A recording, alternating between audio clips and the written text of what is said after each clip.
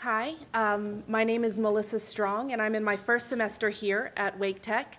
I'm actually in the Global Logistics Technology program, but my faculty advisor, Professor Rahman, suggested that business analytics is kind of where it's at these days. So she suggested that I take the intro course to see what I thought, and it turns out I really like it. As part of my background, I have my bachelor's in political science from FSU and then my law degree from Georgetown University. So I have no background at all in statistics. I've never taken a statistics course. I've never done any sort of data analysis. And so in the introduction course, we kind of learn about descriptive analytics. We learn about how to take vast amounts of data and then just kind of turn it into something that's a little bit easier to look at, a little bit easier to understand. So in doing my project, I was thinking about how my relationship with my husband has changed over the past 7.5 years. I've known him for 7.5 years now, and in that period of time, we were long distance, and then we lived together while we were engaged and then married, and then we found out that we were expecting a child. And so for the past year and 8 or 9 months or so, has been this new chapter in our lives. So without further ado, here is the first time period that we're looking at, which is where we were long distance. What I did was I realized that we've got this treasure trove of data in our relationship in emails that I've sent to him over the years, right? And so I took these emails and just entered them into a word cloud generator. And what it does is it just takes this raw data, this raw text, and it turns it into this beautiful graphic where the words that you said more often end up larger, and the words that you don't say as often, they end up smaller, right? So the first thing that you notice here is that it's just this adorable little snapshot of my life, right? Whenever I was dating my husband long distance, you see the word love shows up. Huge. It dwarfs all the other words. And then you see other really cute little words in here like, so there's love. You see other really cute words in here like, here's happy and silly, and then, eyes, and a couple embarrassing things show up like Prince. Why did I say that? But it's a good way to look at this data, right? The things that I would say to him in emails. And then you can see here, it shows up that the word love was said 213 times over this 1.5 to 2 year period. The next most often said word is about, which is kind of a nonsense word, but it shows up a little bit more than half that. I also say my husband's name, which is Daniel, a good number of times. And so this time period, right, it's just this adorable little snapshot into my life. Well, after about 1.5 to 2 years, he moved up to be with me in DC. And then, we were dating for a while. We got engaged. We got married. We moved down to Cary. All these things were happening in our lives. So let's see how things changed. Okay, there we go. Okay, so that's still nice, right? Love, it still shows up. So does like. You see other words that kind of show up that weren't there before, like the word today. That's not going to be in the old one because whenever we were long distance, there was no today. There was just 2 weeks from now or 2 weeks ago. There's no today. What else shows up?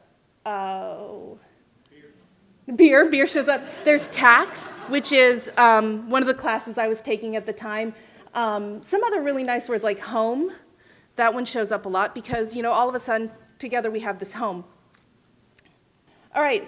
The first thing you notice here is that love only shows up 49 times as compared to the more than 200 times that showed up before. What happened? What happened? Do I love him a quarter of the amount that I loved him before? Or is it just that I was probably sending fewer emails?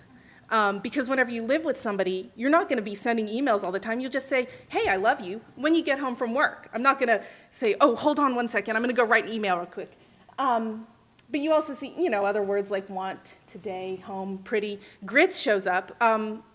So one of the things I learned whenever I was putting these word clouds together was that it'll kind of bring in words that you didn't realize you talked about a lot. Whenever my husband moved in with me, he took over all the cooking. I'm a horrible cook. And so he took over all the cooking, and he introduced me to the wonder of Southern breakfast foods.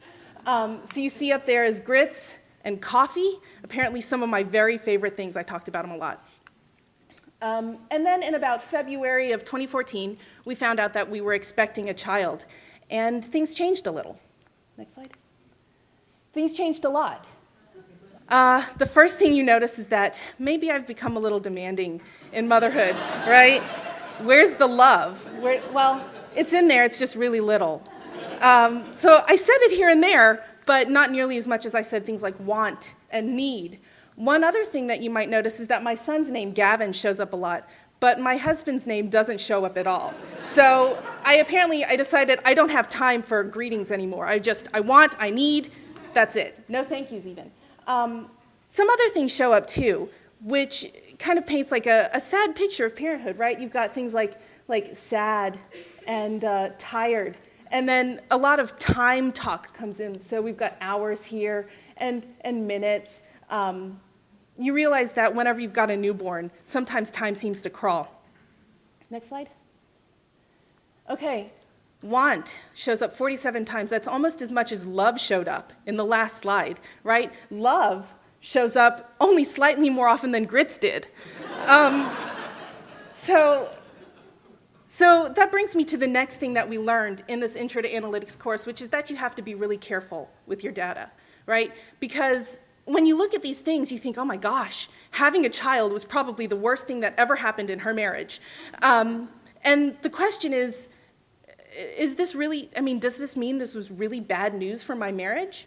Not at all, not at all. Because what you realize is that one of the things that Dr. Shah made sure that we learned was that correlation doesn't equal causation, right? You think, what happened in this time period that I'm covering here? Well, first of all, we moved in together, so the volume of emails that were sent is going to be a lot lower. We got smartphones, so instead of sending emails, we probably just sent off a text, you know. And then I was taking care of a newborn. So instead of sitting down to write love letters to my husband, the times that I'm going to be sending emails is going to be usually bad news. Like, I want you to take some time to read this before, you know, we have the discussion. But if I'm going to say things like, I love you or I appreciate you, I'll send that in a text. It's going to be a lot easier. So it's not necessarily that my marriage is falling apart. It's just that you have to be careful in terms of how you analyze your data. Is this an accurate representation of the emails I sent my husband? Absolutely. Is it an accurate representation of my relationship? Not necessarily. So that's what we learned in Intro. Thank you.